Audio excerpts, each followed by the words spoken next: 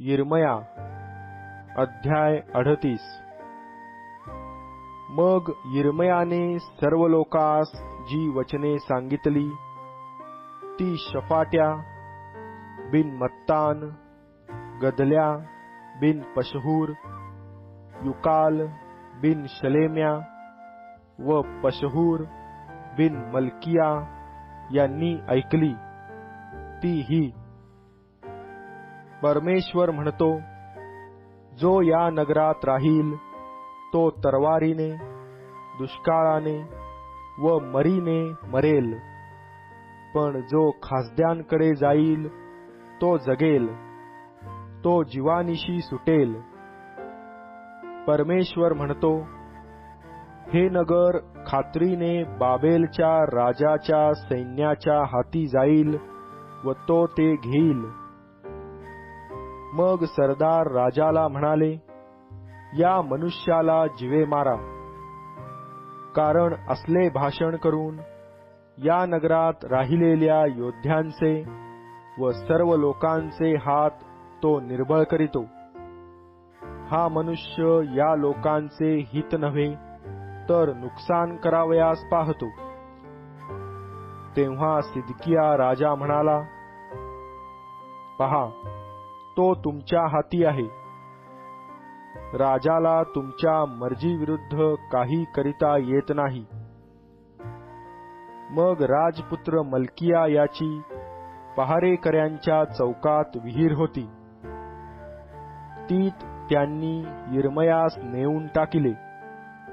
त्यांनी यिर्मयाला दोरांनी खाली उतरविले। त्या विहिरीत पाणी नव्हते, चिखल होता। यिर्मया त्या चिखलात रुतला। त्यांनी यिर्मयाला विहिरीत टाकिले असे राजगृहातला एबद मलेक कुशी खोजा याने ऐकले। त्या प्रसंगी राजा बन्यामिनी वेशीत बसला होता। एबद मलेक राजगृहातून निघाला व राजाकडे येऊन म्हणाला, स्वामी महाराज, या लोकांनी यिर्मया संदेष्ट्याला जे सर्व केले ते फार वाईट केले। त्यांनी त्याला विहिरीत टाकिले। तो आहे तेथे उपासमार होऊन मरेल, कारण नगरात काही अन्न उरले नाही। तेव्हा राजाने एबद मलेक कुशी याला आज्ञा केली की येथून 30 माणसे बरोबर घेऊन जा आणि यिर्मया संदेष्ट्याला मृत्यू प्राप्त झाला नाही तो त्याला विहिरीतून काढ। एबद मलेक बरोबर माणसे घेऊन खजिन्याच्या राजगृहात गेला।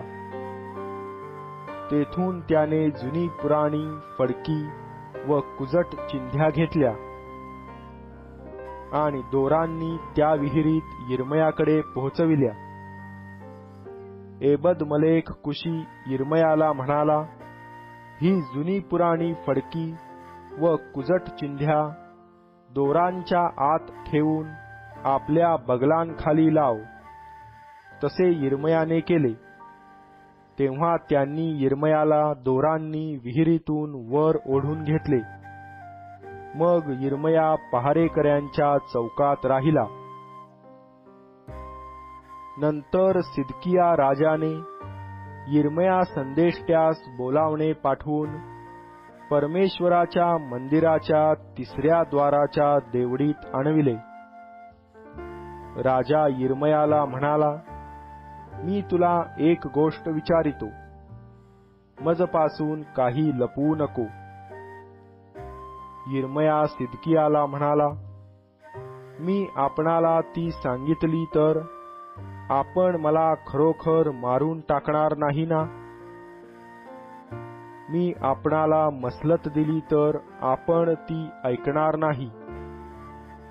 सिदकियाने गुप्तपणे यिर्मयाला प्रतिज्ञापूर्वक म्हटले, आमचा जीव ज्याने उत्पन्न केला त्या परमेश्वराच्या जीविताची शपथ, मी तुला जीवे मारणार नाही व तुझा प्राण घेऊ पाहणाऱ्या ह्या लोकांच्या हाती तुला देणार नाही।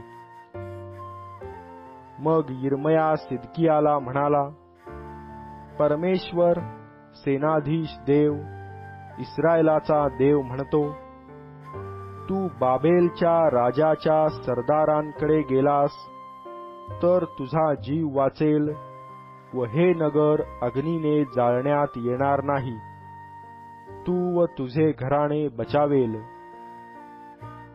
पण तू बाबेलच्या राजाच्या सरदारांकडे न गेलास तर हे नगर खासदी लोकांच्या हाती देण्यात येईल.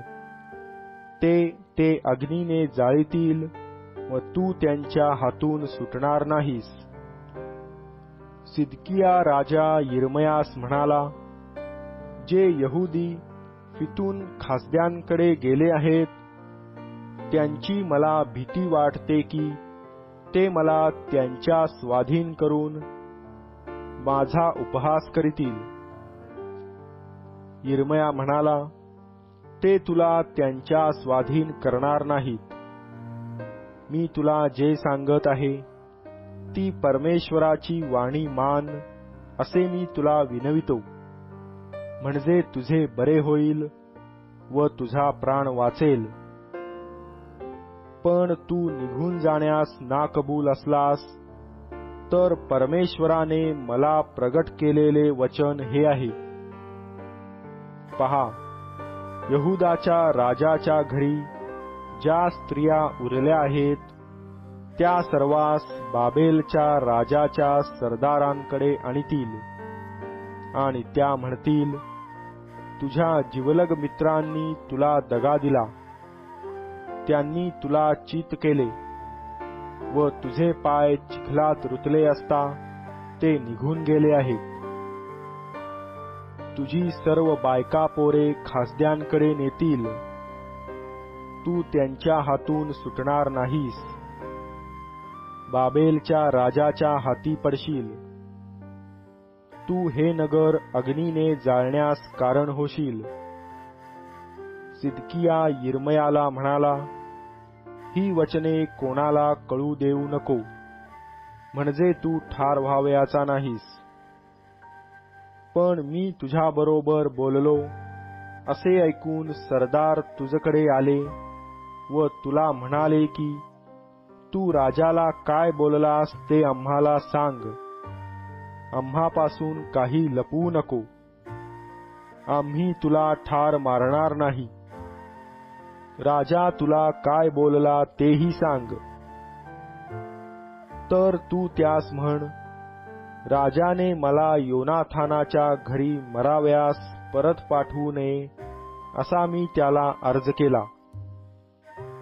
मग त्या सर्व सरदारांनी यिर्मयाकडे येऊन त्याला विचारिले. तेव्हा राजाने त्याला जे शब्द बोलण्याची आज्ञा केली होती त्या सर्व शब्दांनी त्याने त्यास उत्तर दिले.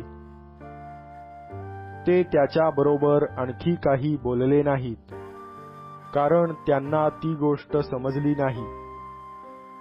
याप्रमाणे यरुशलेम हस्तगत होईपर्यंत यिर्मया पहारेकऱ्यांच्या चौकात राहिला.